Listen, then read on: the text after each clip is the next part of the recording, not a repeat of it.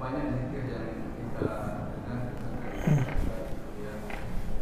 Pertanyaan pertama, bagaimana pendekatan kapan waktunya dan bagaimana kita membaca la ilaha illallah, Allah, Allah berganti, Allah yang ada dan lain-lain. Pertanyaan pertama. Yang kedua, pertanyaan bulan puasa ini ada Ustaz melakukan suruh dan mana kapan? Assalamualaikum. Yang kedua, saya jawab aja, ini masih musim corona ya. Kita WFH Pak. Maka kita buat SFH, suluk from. Ini kalau ada zona yang sudah kuning, hijau, Bapak ke sana aja. Ya, ikut khalwat di mana aja boleh. Zikir itu intinya percaya kepada Allah, percaya kepada Rasulullah, menghormati guru, pasang adab, usul ilallah, langsung Allah terima Pak. Nggak mesti sama saya atau sama siapa gitu ya. Yang pertama tadi pertanyaannya tentang bagaimana menempatkan zikir. Kan ada hadis afdhalu dzikri la ilaha illallah, hadis Imam Tirmizi. Zikir paling afdal adalah la ilaha illallah. Zikir itu terjemahan. Kalau saya terjemahin nggak begitu. Zikir paling lezat adalah la ilaha illallah. Ada zikir juga astagfirullah. Kapan ditempatkan? Zikir istighfar itu namanya zikir prakondisioning. Jadi sebelum kita menikmati kelezatan zikrullah la ilaha illallah, bersihkan dulu wadahnya. Ini gelas saya bersihkan dulu, baru saya tuang air. Airnya bersih, tempatnya kotor, saya jijik Pak mau makan, mau minumnya. Kalau sudah begitu, tempatnya terbuka, kasih penutup supaya kalau ada lalat masuk dia enggak nempel ke dalam. Nah itu disebut sholawat. Jadi sholawat itu penutup dari semua zikrullah. Dari pangkalnya istighfar, puncaknya la ilaha illallah, ujungnya sholawat kepada Rasulullah SAW. Maka siapa yang berzikir tidak dimulai istighfar, dia tidak akan merasakan getaran-getaran zikir. Siapa yang berzikir tidak sampai kepada la ilaha illallah, dia tidak akan merasakan nikmatnya dan lezatnya zikrullah. Siapa yang berzikir tidak ditutup dengan sholawat kepada Rasulullah, nanti mau masuk surga tersesat mulu Pak. Di padang mahsyar baru bangun dia sesat, bahkan di alam barzakh dia tersesat. Jadi supaya gak tersesat bagaimana? Nah maka ada orang gak sabar, langsung aja deh kita sholawat. Ya boleh juga. Banyak nih sekarang lagi banyak zikir-zikir sholawat, tapi digunakan untuk nangkap jin. Salah penggunaan. Benar gak? Lagi menghadapi tukang sihir pakai sholawat ya. Sholawat itu mahar langit dan bumi. Ini istilah baru ya. Apa kata Nabi? Siapa yang berdiri dari satu majlis ya, walam yusalli alayya, dan tidak zikir kepadaku, maka baginya kerugian pada hari akhirat. Dalam hadis yang lain, hadisnya hasan ya, man nasiya salata alayya khati'a tariqal jannah. Siapa yang lupa salat kepadaku, maka dia akan lupa jalan menuju surga. Khati'ah, keliru. Jadi ini saya kasih ijazahnya Pak ya. Al-wirdul asas dulu pernah kita kasih di sini. Namanya wirid asas. Pertama syahadat dulu. Asyhadu an la ilaha illallah. Yang ingat ya, syahadat dulu. Jadi setiap kalau berzikir perbaharui syahadat. Asyhadu an la ilaha illallah. Asyhadu anna Muhammadan Rasulullah. Kalau perlu dimaknai, aku bersaksi tiada yang berhak disembah kecuali Allah, bahwa Nabi Muhammad itu utusan Allah. Beristighfar, astagfirullah. Nah, istighfarnya berapa Pak? 100 kali. Pelan-pelan aja. Bayangkan semua dosa yang kita lakukan, satu-satu sebutin. Dosa mata sekian, ada 7 anggota, ada 10 bagian di badan, masing-masing 10 dosa.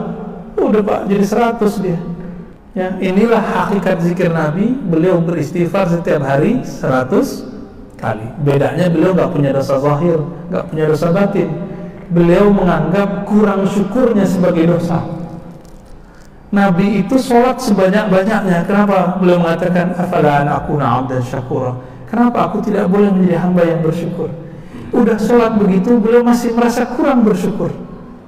Keluar dari tempat buang air, beliau mengatakan, "Ghufranak ya Allah, ampuni aku kurang mensyukuri nikmat bisa buang air." Yang pernah mengalami mampet tuh ya, selangnya Pernah nggak? Sakitnya bukan main, bener. Sakitnya bukan main kalau kita nggak dikasih nikmat buang air kecil. Maka Nabi bersyukur, Nabi menangis, Pak, mengatakan ghufrana, ya Allah ampuni aku. Jadi Nabi minta ampun bukan dari dosa. Nabi minta ampun karena kurang syukur. Ini beda istighfar kita dengan istighfar Nabi. Kalau kita benar-benar berdosa, karena dosa kita banyak. Belum lagi dosa batin. Kalau ditambah begitu bisa 200 istighfarnya. Ya cukup 100 dulu. Nah, Anda mengamalkan sunnah Nabi. Tuh angka dari Nabi bukan? Dari Nabi, Pak. Setelah itu baca La ilaha illallah. Kalau waktu luang Bapak misalnya udah pensiun nih, udah pensiun Pak. Nah, kalau udah pensiun saya kasih yang panjang ya Pak. Kalau yang muda-muda nih kita kasih yang pendeknya aja. Yang pendek-pendek itu la ilaha illallah cukup, titik. 100 kali. Bagi yang sudah pensiun atau lagi musim libur, la ilaha illallah, Allahnya dipanjangkan. Wahdahu la syarikalah, lahul mulku wal hamdu wa huwa ala kulli syai'in qadir. Di makna itu lahul mulku walahul hamdu, miliknya lah semua kekuasaan, semua kerajaan, miliknya lah semua pujian. Maka kalau kita dipuji, yakinkan, i'tikadkan pujian itu kembali kepada Allah, baru boleh Pak menerima pujian. Jadi kapan kita nggak pantas menerima pujian? Kalau kita menganggap pujian buat kita. Tapi kalau kita dicaci maki orang, jangan yang dikembalikan kepada Allah. Itu emang kita Pak yang jelek. Berapa kali? 100 kali. Beberapa masyayikh kita menambahkan, yuhyi wa yumit wa huwa ala kulli syai'in, dia menghidupkan yang mati. Tapi di hadisnya begitu doang. La ilaha illallah wa la syarikalah, lahul mulku wal hamdu wa huwa ala kulli syai'in qadir. Dia berkuasa atas segala sesuatu. Ini dibaca, intinya ada di la ilaha illallah. Kalau Bapak nggak fokus di kalimat setelahnya, cukup baca la ilaha illallah. Berapa kali? 100 kali. Yang nggak sempat lagi duduk, habis sholat, buru-buru mau kerja, ya di motor, di mobil, boleh. Terus yang ketiga, karena semua zikir tanpa sholawat tidak sampai kepada Allah, maka wajib sholawat. Jadi sholawat itu bagi saya bukan sunat Pak. Yang bilang sunat udah lewat udah ya. Sholawat itu wajib hukumnya. Kenapa wajib? Bahkan lebih wajib dari sholat. Sholawat itu lebih wajib dari sholat. Kalau nggak ada sholawat, sholawat nggak naik. Kalau nggak ada sholawat, sholat tidak naik. Baru dengar antum ya, sholawat lebih wajib dari sholat. Bid'ah kan nih? Yang sering dibaca oleh imam, Innallaha wa malaikatahu yusholluna 'alan nabi. Sesungguhnya Allah dan para malaikat bersolawat kepada Nabi. Wahai orang beriman, ya allazina amanu sallu alaihi wa sallimu taslima. Wahai orang beriman, kalau engkau percaya kepada Allah, percaya malaikat Allah, bersolawatlah kepadanya dan ucapkan salam rindumu.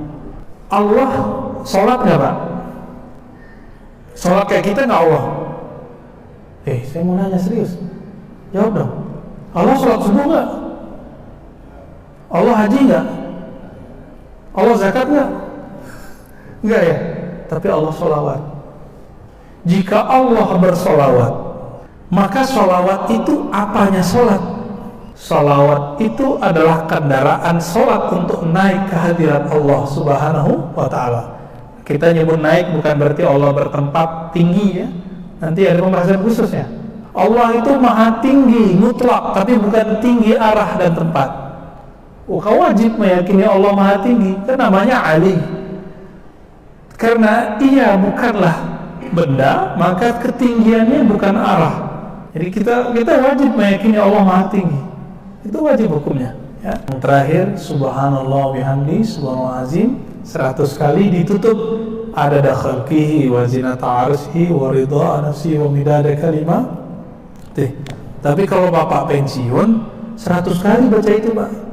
Subhanallah bihamdi, subhanallah azim, adada khalqihi wa zinata arsyihi wa ridha nafsihi wa midada. Nikmat itu. Itu udah bawa satu kontainer zikir itu di belakang. Ya. Seberat aras, sebanyak makhluk Allah. Pernah nimbang aras ya? Subhanallah bihamdi, subhanallah, seberat arasmu ya Allah. Aras itu meliputi langit dan bumi. Langit dan bumi tidak terlihat dibandingkan arsy Allah. Kita bilang, ya Allah, Engkau maha hebat, seberat arsy-Mu. Siapa yang tahu? Hanya Allah. Maka zikir ini namanya zikir bukan zikir. Az-zikru ala zikri, az-zikru fawqa zikri. Zikir tapi di atasnya zikir. Kalau belum sampai ke rasa itu, cukup zikir biasa aja dulu. Jadi kalau belum muncul nih rasa alam semesta berzikir, maka lebih afdal zikir subhanallah bihamdihi subhanal azim tanpa tambahan. Gitu sebenarnya. Secara ilmu qalbu ya. Kalau ahli hadis mah bawa aja semua. Ahli hadis ini membawakan bahan, ahli zikir meramunya, meraciknya menjadi thariqah zikir. Ahli hadis bawa riwayat, ahli fikih meramunya menjadi hukum. Gitu Pak ya. Nah, sekarang muncul pemahaman ahli hadis itu sudah punya metode sendiri. Ini kekeliruan besar. Ahli hadis nggak bisa meramu sendiri kecuali dia ahli fikih, kecuali dia ahli zikir. Nggak ada ilmu yang mandiri di dunia. Semua ilmu saling berkaitan dan beririsan.